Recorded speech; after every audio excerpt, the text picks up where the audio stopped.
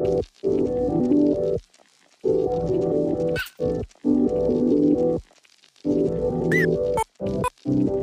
une chose que j'adore dans ce métier, c'est que de temps en temps, on peut aller dans des endroits où personne n'a le droit d'aller, notamment le grand public.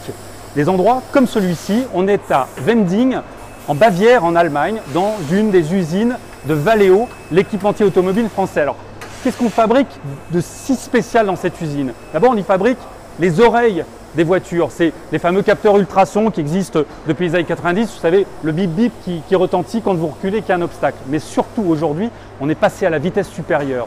On y fabrique l'œil de la voiture de demain, la voiture autonome, le lidar, un radar ultra perfectionné qui va permettre à la voiture de conduire sans l'aide d'un être humain.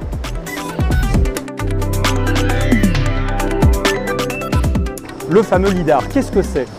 Voilà, j'en ai un dans ma main, on dirait un peu l'œil de Robocop ou de Terminator, et il y a un peu de ça car c'est vraiment l'œil de la voiture qui envoie, alors là on a ce même lidar à l'intérieur qui envoie un faisceau laser qui balaye la route et qui permet de repérer électroniquement tous les obstacles qui pourraient représenter un danger pour la voiture.